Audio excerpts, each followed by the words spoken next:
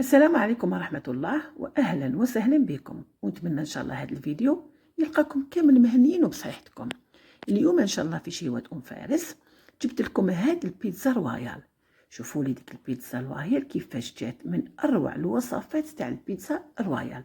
تتكون من طبقتين والحشو يقعد يعني في الوسط، والحشو هنا يقعد اختياري حسب الذوق تاعكم وحسب الرغبة، لكن الأساس فيها هي لاصوص طوماط والفرماج. ولا أسهل طريقتها ولا أسهل، تتحضر يعني في وقفة، والنتيجة تاعها أكثر من رائعة.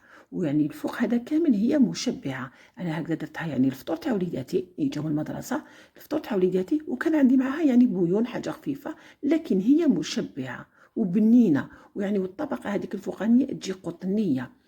يعني شهيتكم في الصحة، من أروع الوصفات. كنغيروا شوية في نوع البيتزا نتاعنا. تبعوا معايا الفيديو الأخير باش تكتشفوا كيفاش حضرتها. قبل ما نبداو الفيديو نصلوا ونسلموا كامل على الرسول عليه ألف صلاة وتسليم.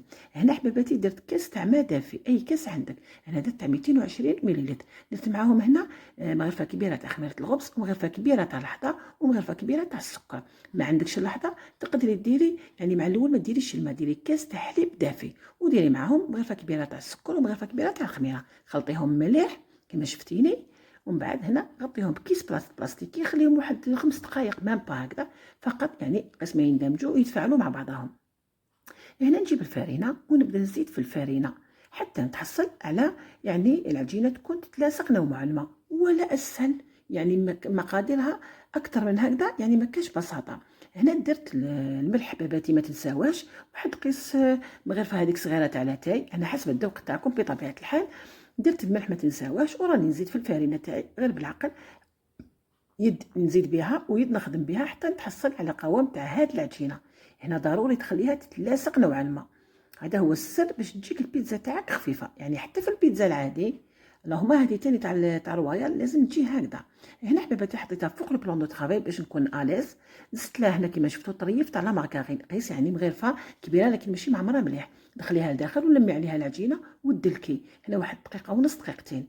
جاتك هنا يعني غلباتك وكنتي مبتدئه تقدري تزيدي شويه تاع فرينه، لكن ما تكتريش، هي من الاحسن ما تزيديش. قعدي دلكي هكذا وسعفيها غير بالعقل حتى تولي وحدها ما تلازقش في يدك.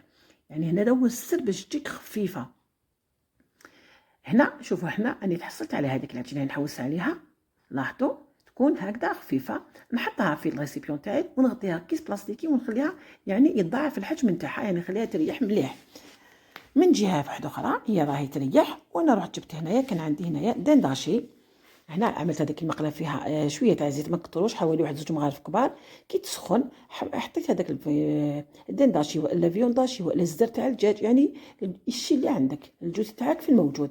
زدت درت معاهم واحد حبيبه تاع بصل صغيره، قطعتها يعني هكذا شرائح رقاق كيما تنجمي تسكر في جهه. النار هنا راهي متوسطه، يعني بين القليله والمتوسطه. زدت هنا شويه تاع كركم، شويه تاع فلفل كحل، وهنا كان عندي معدنوس يابس كيما تنجمي ديري معدنوس فري يعني اللي عندك.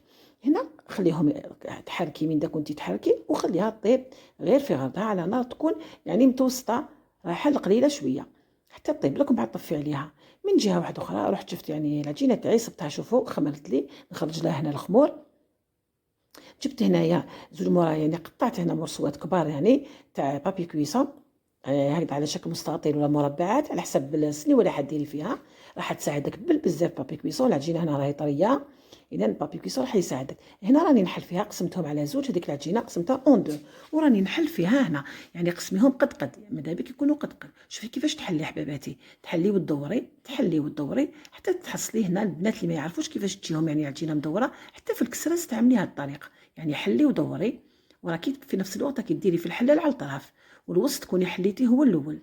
شوفوا مع الاخر تحصلي على هاد العجينه. هنا جبت سنيوه قصت ولا نحبس ولا نالا على حسب السنيوه اللي حندير فيها، وانتوما احرار في السنيوه اللي ديروها. المهم انا عطيت لها هذا الشكل دائري خير وخير.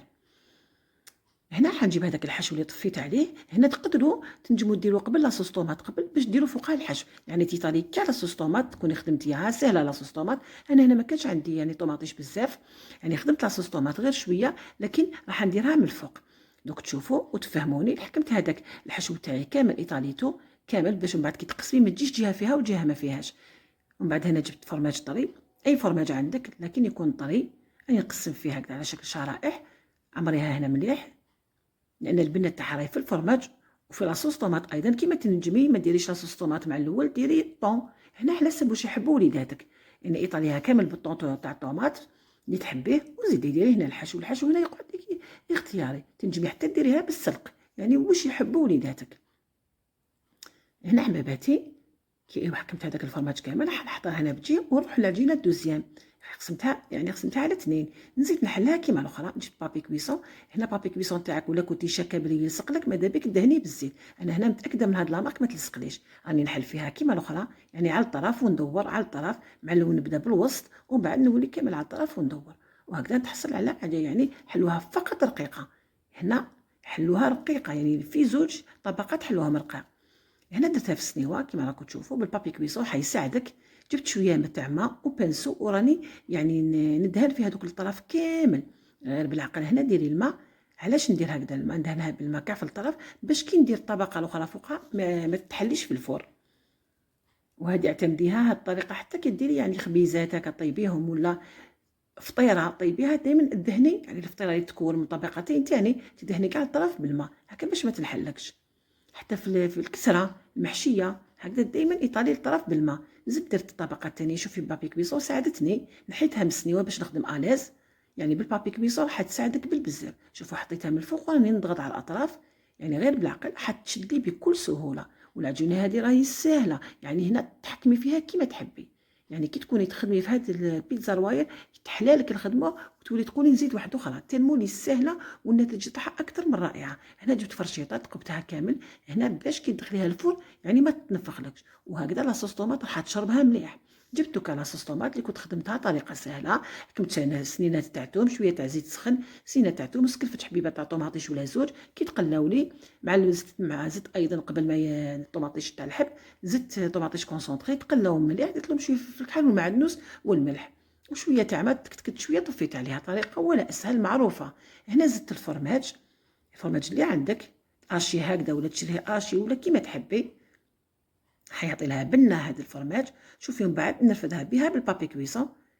بابي كويسون راح يساعدك بالبزاف كيما سبق وذكرت. حطيتها داخل هاد السنيوه. انا استعملت هاد السنيوه اللي عندي اللي فيها يعني لو فون تاعها يترفد، يعني تجيك ساهله وبلو براتيك. عاد نحضر فيها لي تارتوليت يعني ما فيها باس. نزيد نحضر فيها هذه وانت ديري السنيوه اللي عندك واللي تساعدك.